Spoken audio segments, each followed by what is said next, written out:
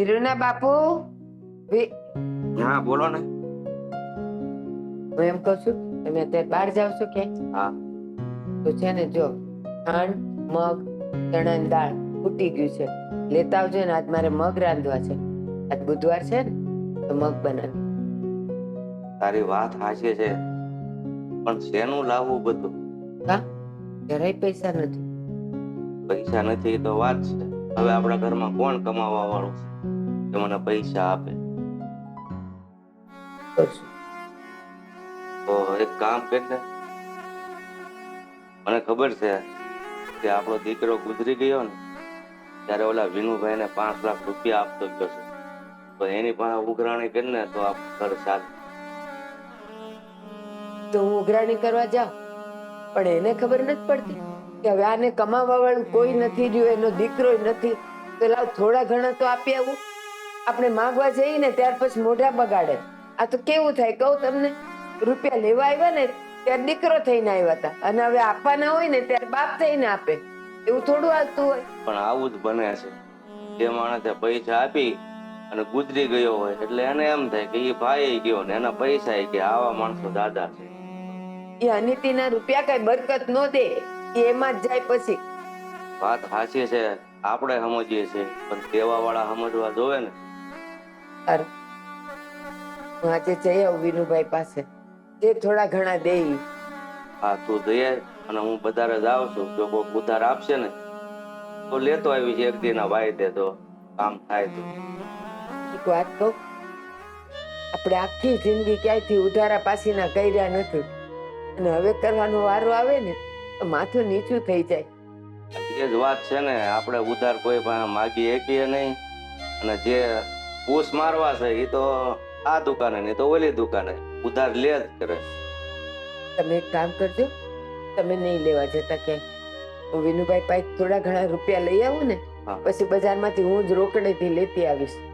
કારણ કે આપણે ક્યારેય માથું નીચું કર્યું નથી ને, તો કરવું નથી. હો ને? હા જાઓ તમે.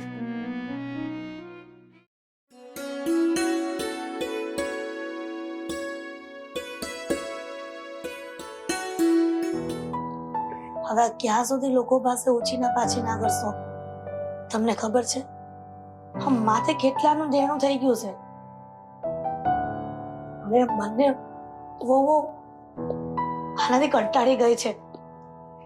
અરે પણ ઘરનું સંચાલન કરવા માટે પૈસા તો જોઈએ ને, અને લેવા દેવાનો વ્યવહાર તો સાચવવો પડે ને. પણ વ્યવહાર સાચવવા માટે આટલું બધું દેણું કરવું યોગ્ય નથી લાગતું. આટલા બધા ખર્ચા આવતા હોય તો આટલું બધું દેવું ન થાય. તમારી વાત સાચી છે, પણ સામે કઈ આવક તો હોવી જોઈએ ને. આપણા ઘરમાં આવક કરતા જાવક વધી ગઈ ને એવું લાગે છે. તો આ લગ્નના બિલ બધા બાકી હતા, તો મારે એ લોકોને એમ કહેવું કે આવક થાય પછી લેવા આવજો. જય શ્રી કૃષ્ણ. જય શ્રી કૃષ્ણ. જય શ્રી બેસો. કૃષ્ણ. બા, આમ અચાનક આવવાનું થાય? તમે કીધું હોત તો અમે બંને ત્યાં આવી જાત. સાચું કહું, તમને તો ખબર છે ને, મારો દીકરો ગુજરી ગયો પછી અમારા ઘરની આવક એ બંધ થઈ ગઈ, અને હવે એના પપ્પાથી વધારે કામ નથી થતું. તો મારા દીકરાએ તમને જે 5 લાખ રૂપિયા આપ્યા હતા ને, મને એ આપો ને તો અમારા ઘરનું ગાડું હાલ્યા કરે. હા, એ વાત તો સાચી છે, પણ બા તમે જાણો છો ને કે હમણાં અમારા ઘરમાં પણ આવક ઓછી થઈ ગઈ છે, તો પછી 5 લાખની વ્યવસ્થા તો કેવી રીતના કરી શકીએ? અને બા, તમને ખબર અશોકના લગ્ન કર્યા એમાં મારે ઘણો બધો ખર્ચો લાગ્યો. હજુ તો એનો વળ પણ મને ઉતર્યો નથી, એટલે તમને પૈસા આપી જ દઈશ, પણ થોડીક ધીરજ રાખજો.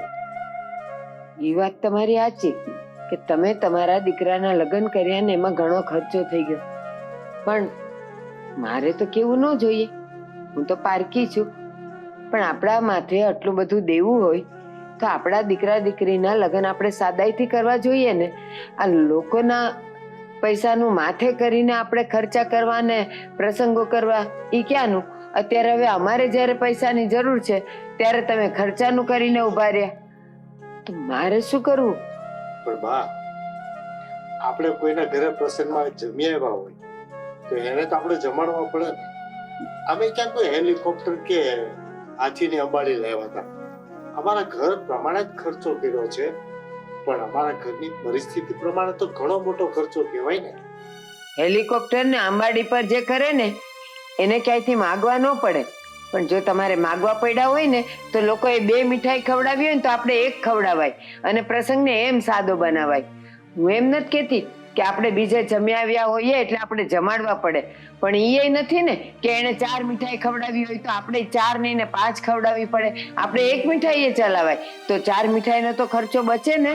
પણ બા, તમે આવ્યા હતા ને નથી, અમે કયો ફાલતુ ખર્ચો કર્યો હતો?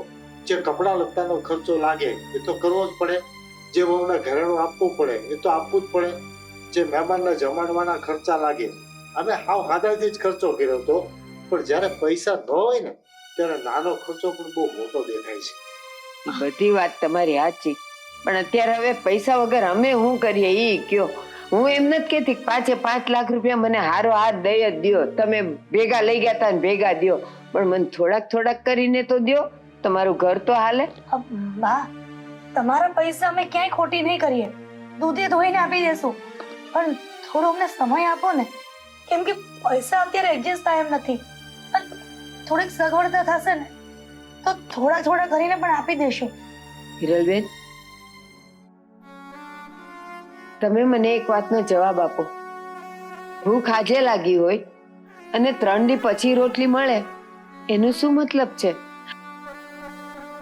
આજે અમારું ઘર ચાલતું નથી, અમે કેમ અમારું ઘર 1 ટક રાંધીને 2 ટક ખાઈએ છીએ ને એ અમે જાણીએ છીએ, પણ થોડુંક તો જોઈએ ને. મુસીબત માણસને મજબૂર કરતી હોય છે. બાકી ખરાબ સમયે તમે જે અમારું કામ કર્યું હોય અમે ભૂલી જઈએ એવા માણસો તો નથી જ ને બા. મને ખબર છે વિનુભાઈ કે તમે ભૂલો એવા નથી, પણ અત્યારે મારે બધા રસ્તા બંધ થઈ ગયા છે, એક તમારો જ રસ્તો ખુલ્લો હતો, એટલે તોય તે અઠવાડિયાથી વિચાર કરું જ કે તમારી પાસે આવું તોય કેમ આવું. મને નહોતું ગમતું, પણ અત્યારે જયારે હાવ હિંમત હારી ગઈ ને એટલે મારે આવવું પડ્યું. કઈ નહીં બા, હું કોશિશ કરું છું કે તમારું પણ કામ બની જાય અને અમારી આબરૂ સચવાઈ જાય. હા, એવો કઈક રસ્તો કાઢું છું. હા, કઈ વાંધો નહીં, પણ થોડા ઘણા એ થાય ને તો કઈક કરજો. હો, હા બા. જય શ્રી કૃષ્ણ. જય શ્રી કૃષ્ણ.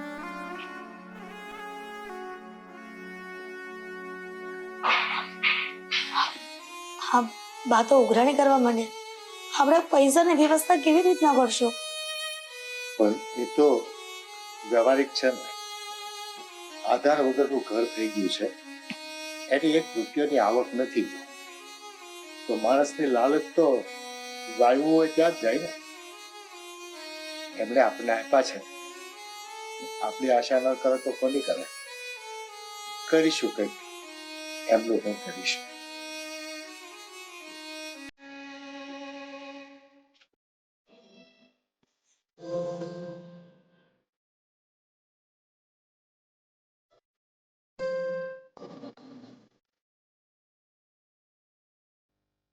અરે અશોક, હા બોલ ને. આ પેલા બા આવ્યા હતા તો એ પપ્પા જોડે ઉઘરાણી કરતા હતા પૈસાની.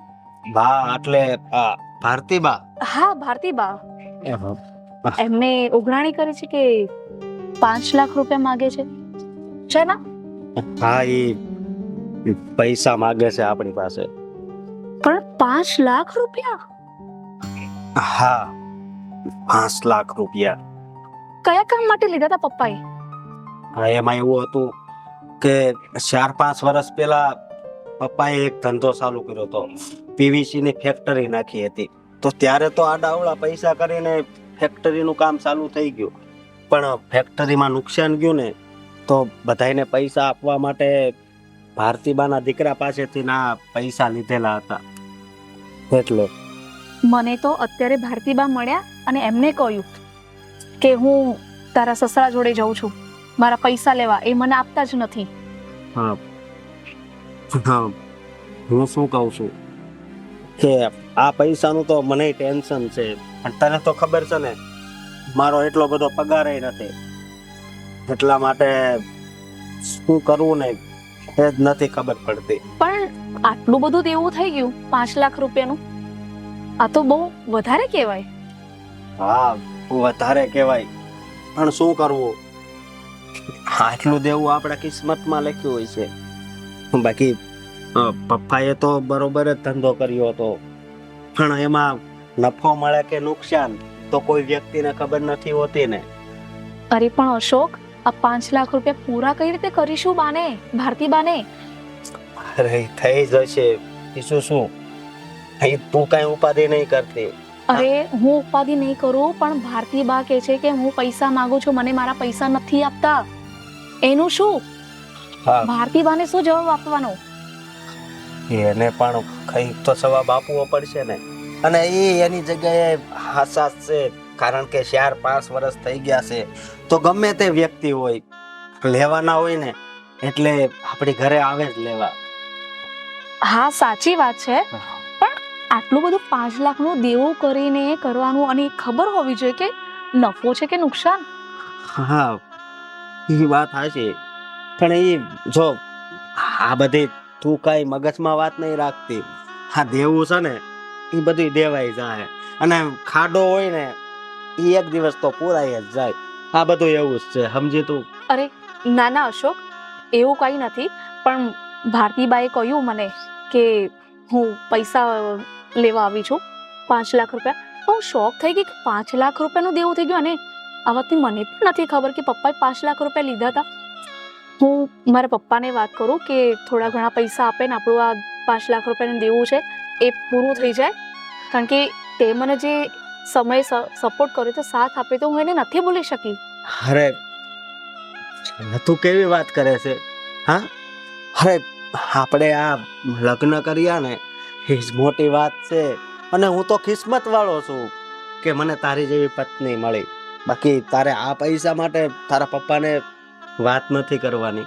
હા અરે અશોક, આ મારું જ ઘર છે ને, ઘરમાં જ આવવાનું છે, અને ઘરની વાત જો ઘરમાં રહે તો વધારે સારું છે ને. તને ખબર છે ને તારા પપ્પાની તબિયત સારી નથી રહેતી, તો તારો ભાઈ કેટલીક દવા કરાવશે, અને તું આ પૈસાનું કે આ તો ખોટું કહેવાય ને. એટલે જો તારે આ વાતની કઈ ઉપાધિ નથી કરવાની, સમજી તું. અને બધું લેણું છે ને એ તો એક દિવસ દેવાઈ જાહે. હું શું ને હું કઈક કરીશ. અરે અશોક, પણ ચિંતા તો થાય ને, હું પણ ઘરની વહુ છું, અને આટલું બધું દેવું 5 લાખ રૂપિયાનું કઈ રીતે પૂરું કરવું એનું તો ટેન્શન હોય કે ના હોય? પણ ટેન્શન હોય, પણ એ જેને લેવાનું છે ને એ લે. મારે લેવાનું છે, હું ટેન્શન લઈશ, પપ્પા લે, મમ્મી લે, બસ તારે પણ ટેન્શન લેવાનું છે, પણ ખાલી રસોડાનું જ, કે હું બપોરે શેનું શાક કરીશ, સાંજે શેનું શાક કરીશ, એ જ ખાલી ટેન્શન લેવાનું છે, સમજી તું. અને હવે હાલ ઘરે, મને બહુ ભૂખ લાગી છે. હા હા ચાલો.